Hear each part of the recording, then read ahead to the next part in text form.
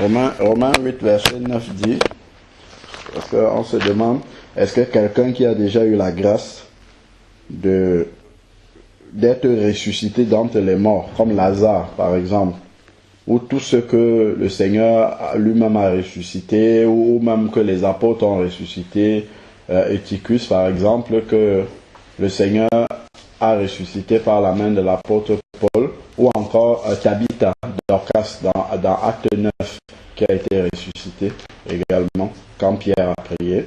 Est-ce que ces gens-là sont assurés d'aller au ciel? Même ceux qui ont eu une vision du ciel, où ils y étaient. Même ceux qui ont eu une vision de l'enlèvement, où ils ont participé. La seule garantie d'être enlevé, c'est... Oui, d'être enlevé, c'est vraiment qu'à l'instant où le Seigneur vienne, que tu sois mort ou que tu sois vivant, que l'Esprit de Dieu soit en toi. Parce que si entre-temps, le Saint-Esprit s'est attristé, tel qu'on l'avait vu la dernière fois, et est parti, si le Seigneur vient, peu importe les miracles que tu fais, peu importe, le Seigneur ne te connaît pas. Parce que en fait, c'est le Saint-Esprit qui te donne la possibilité d'entendre le son de la trompette. Mais si tu commets des abominations, le Saint-Esprit va te le rappeler. Si tu es sorti de la voie du Seigneur, il va te le rappeler plusieurs fois et après il va s'en aller. Et puis tu vas continuer à faire des choses. Peut-être même la puissance de Dieu va se manifester, mais en fait Dieu n'est plus là avec toi. Donc quand on regarde ici, Romains chapitre 8 verset 9, il dit, pour vous, donc il parle à des Romains, donc les Romains convertis ici sont les chrétiens de Rome. Il dit, pour vous, vous n'êtes plus sous l'emprise de la chair, mais sous celle de l'esprit. Et il dit, si du moins l'Esprit de Dieu habite en vous.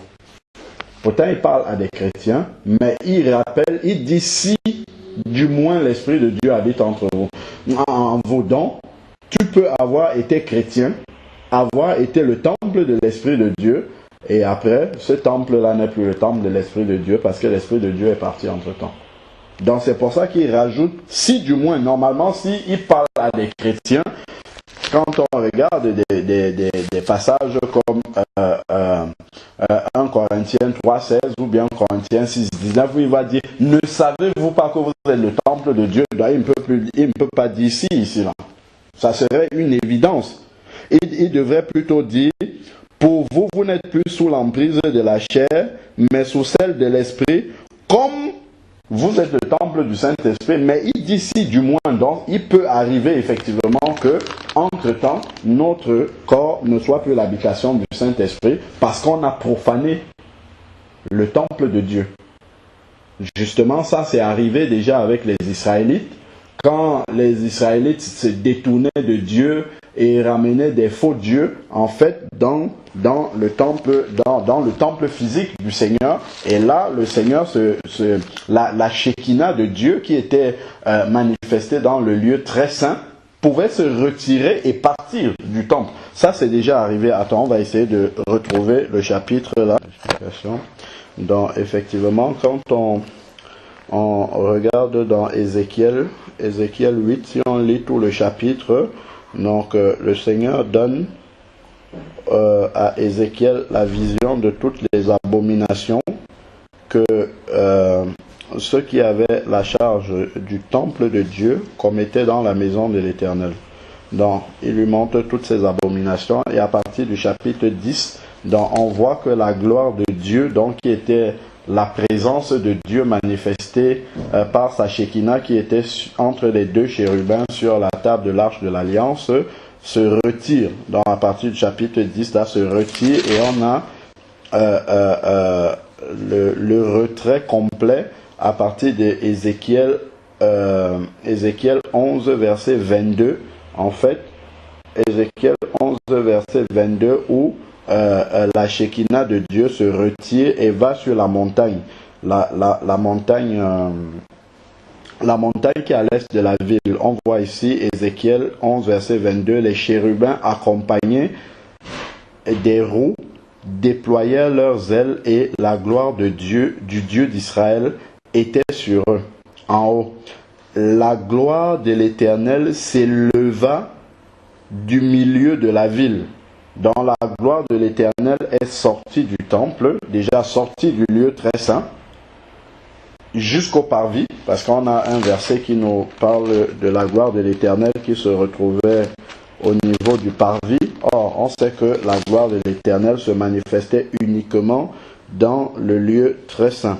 Donc, mais la gloire de l'Éternel se retrouve déjà dans le parvis. Donc ça, on peut retrouver, par exemple, Ézéchiel 10, verset 18, « La gloire de l'Éternel se retira du seuil de la maison et se plaça sur les chérubins. » Donc, il sortit complètement du lieu très saint, se plaça sur les chérubins. Les chérubins déployèrent leurs ailes. Je suis au verset 19 d'Ézéchiel 10. Donc, et montèrent montèrent de la terre sous mes yeux. Quand il partit accompagné des roues, et ils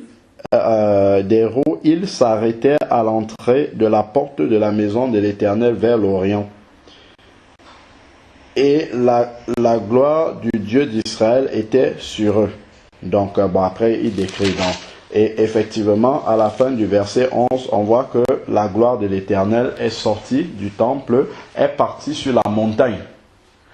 Sur la montagne, ça c'est prophétique aussi. Les chérubins accompagnés des roues déployées, je suis au verset 22. Verset 22 d'Ézéchiel 11. Les chérubins accompagnés des roues déployèrent leurs ailes et la gloire du Dieu d'Israël était sur eux. La gloire de l'Éternel s'éleva du milieu de la ville et se plaça sur la montagne qui est à l'est de la ville. Et il y a une montagne qui est à l'est de la ville. C'est une montagne dont on parle depuis quelques jours là. Je vais faire une petite parenthèse. Lorsqu'on avait lu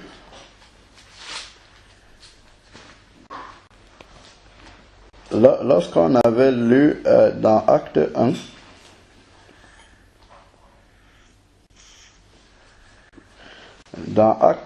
on avait vu au verset 9, après avoir dit cela, il fut élevé. Ça, c'est le jour de l'ascension quand Jésus est parti. Après avoir dit cela, il fut élevé pendant qu'il le regardait, et une nuée le déroba à leurs yeux. Et comme ils avaient les regards fixés vers le ciel, les disciples, Acte 1, verset 9,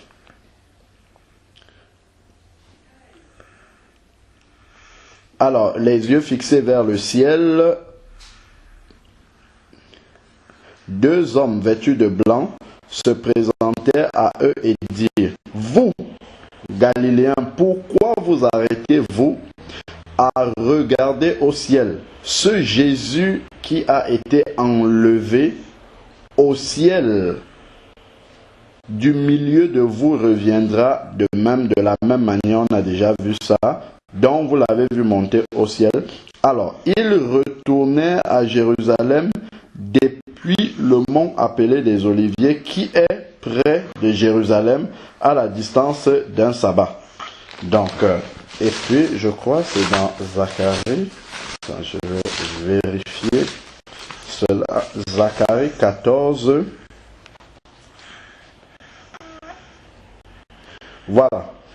Zacharie 14, verset 4 dit, quand Jésus va revenir physiquement, ses pieds se placeront en ce jour-là sur le mont des Oliviers, dans le même dont on parle là, qui est vis-à-vis de Jérusalem, comme on a vu, et il y a la précision du côté de l'Orient. Donc du côté de l'Est, en fait. Et on voit que la Shekinah dans Ézéchiel là, Ézéchiel 11, verset, attends, où est-ce qu'on était rendu? Alors, Ézéchiel 11, verset 23 disait que la gloire de l'Éternel s'éleva du milieu de la ville et se plaça sur la montagne qui est à l'est de la ville. C'est le même endroit. C'est au même endroit, en fait. C'est extraordinaire, hein? C'est de là que les choses se passent toujours. Donc, quand les Israélites ont commis des abominations, la gloire de l'Éternel est allée se placer, paf, à l'endroit où Jésus est parti, et c'est de là que la gloire de l'Éternel les a quittés. C'est déjà vraiment des prophéties qui étaient en train d'être annoncées comme ça, hein, d'être préfigurées. Alors, revenons dans notre Romains 8. Donc là, on était juste en train de montrer comment, en fait, la gloire du Seigneur, effectivement, qui est aujourd'hui l'Esprit de Dieu présent en nous, peut quitter un enfant de Dieu. Non, un enfant de Dieu qui est normalement le temple du Saint-Esprit, mais s'il commet des abominations à l'image des Israélites, on sait bien que toutes ces choses-là, comme nous dit 1 Corinthiens 10, ont été écrites pour notre instruction. Donc, tel qu'il commettait des abominations dans le temple, après, la Shekinah de Dieu a quitté le temple, la gloire de la présence du Seigneur a quitté le temple. De la même façon, un enfant de Dieu qui ne marche pas dans la vérité, le Saint-Esprit va lui annoncer, tel que le Seigneur a aussi annoncé aux Israélites au travers de plusieurs prophètes, qu'ils étaient sortis des voies de Dieu avant que le jugement ne vienne, donc la présence de Dieu quitte le temple. De la même façon, l'Esprit de Dieu nous avertit plusieurs fois. Et si nous insistons à rester dans notre impiété, dans nos travers, l'Esprit de Dieu va nous quitter. Donc c'est pour ça que dans Romains 9, ici là, l'apôtre Paul, dans Romains 8, verset 9, l'apôtre Paul va dire « Si du moins l'Esprit de Dieu habite en vous », alors que normalement pour un chrétien on ne devrait pas dire « si ». Bon, alors, et ensuite il dit « Si quelqu'un n'a pas l'Esprit de Christ, il ne lui appartient pas ». Donc, à l'instant où, même si quelqu'un est ressuscité d'entre les morts, est revenu, et à l'instant où la trompette sonne, s'il est encore vivant, et que l'Esprit de Dieu l'a quitté, ça veut dire qu'il n'appartient plus à Christ. Et s'il n'appartient pas à Christ, il ne peut pas participer à l'enlèvement. Parce que l'enlèvement, c'est pour ceux qui appartiennent à Christ. Et le seul gage qui montre que nous appartenons à Christ, c'est l'Esprit de Dieu en nous. Et ça, on peut le voir dans Éphésiens 4, verset 30, où il va dire « N'attristez pas le Saint-Esprit de Dieu par lequel vous avez été scellés pour le jour de la rédemption. » Donc pour le jour du salut, pour le jour où le salut va être manifeste, parce qu'aujourd'hui nous sommes sauvés en espérance, mais la concrétisation de notre salut sera manifeste le jour de l'enlèvement. Donc si le jour de l'enlèvement tu n'as pas l'Esprit de Dieu, c'est pour ça qu'il dit pour le jour de la rédemption. Donc c'est un jour précis, particulier, c'est le jour de l'enlèvement. Donc à cet instant-là, si quelqu'un n'a plus l'Esprit de Dieu, à ce moment-là, il aura beau avoir prophétisé, avoir fait des miracles, être ressuscité des morts, avoir parlé en langue, tout ce qu'il veut, là, ça ne marchera pas. Verset 10 ici, Romains 8, verset 10. « Et si Christ est en vous, le corps, il est vrai, est mort. » Donc là, il parle même pour ceux qui meurent, mais meurent ayant encore l'Esprit de Dieu. Donc il dit, si Christ est en vous, le corps, il est vrai, est mort. Donc quelqu'un qui a l'Esprit de Dieu, le jour où il meurt, le corps, la chair, est morte, mise en terre, à cause du péché, parce que la conséquence du péché, c'est la mort physique aussi. Donc ça, le corps charnel là va devoir subir cette mort-là. Mais l'esprit est vie à cause de la justice. Donc puisque notre esprit a été justifié, recréé à neuf par la puissance de Dieu au moment de notre nouvelle naissance, l'esprit, lui, continue à vivre, mais il ne vit pas sur la terre, il sort du corps et puis il retourne au Créateur, comme nous dit Ecclésiaste 9 au verset 7, si je ne me trompe pas. Donc, alors, verset 11 maintenant, Romains 8, verset 11, « Et si l'esprit de celui qui a ressuscité Jésus d'entre les morts habite en vous, celui qui a ressuscité Jésus d'entre les morts donnera aussi vie à vos corps mortels par son esprit qui habite en vous. Donc on voit que toute la condition pour être ressuscité d'entre les morts, pour participer à l'enlèvement, est que l'Esprit de Dieu habite en vous. Parce que si l'Esprit de Christ, l'Esprit de Dieu nous a quittés, nos corps ne peuvent plus être ressuscités. En tout cas, au moment de l'enlèvement, ils resteront dans la tombe jusqu'à ce que les 1000 ans soient accomplis et qu'ils ressuscitent dans Apocalypse 20, verset 11, pour le jugement dernier. Voilà. Donc ça, c'est clair que là, on comprend bien que d'avoir fait des expériences les plus extraordinaires avec le Seigneur ne garantissent absolument pas que nous serons sauvés à la fin. La seule chose qui garantit que nous serons sauvés à la fin, c'est la présence de l'Esprit de Dieu en nous à la fin, complètement. Soit au moment où nous quittons cette terre, soit au moment où la trompette sonne. C'est d'ailleurs pour ça que la trompette va sonner. C'est d'ailleurs pour ça que Jésus, dans toutes les lettres, dans Apocalypse 2 et Apocalypse 3, toutes les lettres aux églises, il a toujours dit au vainqueur, à celui qui vaincra, à celui qui combattra jusqu'à la fin. C'est pour ça que l'apôtre Paul dit, j'ai combattu le bon combat de la foi, j'ai achevé la course. Donc il faut achever victorieusement. Achever victorieusement, ça veut dire finir la course avec l'Esprit de Dieu toujours en nous. Et tout le combat, justement, c'est de conserver l'Esprit de Dieu en nous. Parce que le malin... Jusqu'à la fin. Oui, jusqu'à la fin. Oui, conserver jusqu'à la fin, bien sûr. Parce que tout le travail du malin, c'est de nous séduire, de nous entraîner dans ses voies pour qu'à un moment donné, on perde l'Esprit de Dieu. C'est tout. S'il réussit à faire ça, il te laisse tranquille et puis il passe à quelqu'un d'autre. Tout simplement. Il sait que là, il t'a mis hors course. Et puis, c'est gagné pour lui. Donc, c'est pour cela que il faut effectivement que, comme l'apôtre Paul dit, que nous considérions plus la fin d'une chose que son commencement. Parce qu'on peut commencer une vie chrétienne sur des chapeaux de roue, vraiment, allez, hop, on a tout abandonné, après, hop, on retourne dans le monde. Là, ça sera la catastrophe totale. Il vaut mieux n'avoir jamais connu Christ. D'ailleurs, la parole de Dieu nous le dit.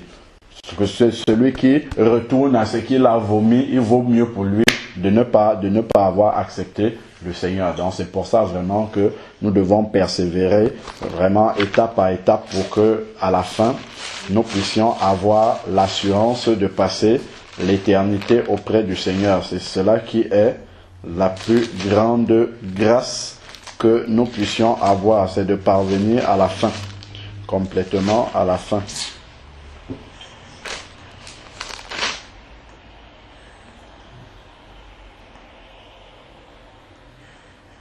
C'est ça, c'est 2 Pierre 2, verset 20. 2 Pierre 2, verset 20, il dit, en effet, si après s'être retiré des souillures du monde, par la connaissance du Seigneur et Sauveur Jésus-Christ, il s'y engage de nouveau, celui qui est converti et après il retourne dans le monde. Ils sont vaincus par elle, c'est-à-dire qu'ils ne se repentent pas, ils ne reviennent pas, et sont vaincus par elle. Leur dernière condition est pire que la première. Donc, quelqu'un qui n'a pas connu Jésus et qui meurt dans cet état-là, il aura un jugement. Celui qui n'a pas connu Jésus se convertit et retourne dans le monde. S'il meurt dans cet état-là, tous les deux, ils seront condamnés, mais le châtiment de celui qui a connu Jésus entre-temps sera pire que le premier. Parce qu'il y a une hiérarchie dans les châtiments, même si tout le monde ira au final dans les temps de feu, mais il y a une hiérarchie. Le Seigneur parlait souvent de ça quand il dira au jour du jugement, les villes de Sodome et Gomorrhe seront jugées moins sévèrement que vous si eux ils avaient eu l'occasion d'entendre les paroles que vous entendez. Donc il y a une hiérarchie même dans le châtiment éternel. Alors, il dit ici, leur première condition sera pire, car, verset 21, 2 Pierre 2, verset 21, car mieux valait pour eux n'avoir pas connu la voie de la justice que de l'avoir connue et de se détourner du saint commandement qui leur avait été donné. C'est une grande responsabilité, hein, quand quelqu'un passe dans les eaux du baptême, là, il dit, voilà, j'accepte Jésus. C'est un chemin sans retour. Si tu sors de ce chemin-là, ça, vraiment, il vaut mieux refuser Jésus une bonne fois pour toutes. De toute façon, tu seras toujours condamné, mais ta peine sera moindre que si tu acceptes et que tu t'en détournes par la suite, sans plus revenir jusqu'à la fin. Et ça, il y a des exemples dans la Bible, hein. Tout a été écrit pour notre instruction. Il y a des frères qui ont marché avec l'apôtre Paul et après qui se sont retirés. Démas m'a abandonné pour le siècle présent. On ne nous dit pas qu'il est revenu. Quand on voit Ananias et Saphira, Ananias était un disciple, mais il est mort sans être repenti. Voilà, des cas qui nous montrent effectivement que c'est une grande responsabilité d'être disciple. Mais le Seigneur nous accorde sa grâce que si nous restons dans son chemin, nous cherchons sa face, nous allons finir victorieusement la course. Alors, bon, après il y a un proverbe là par la fin. Amen.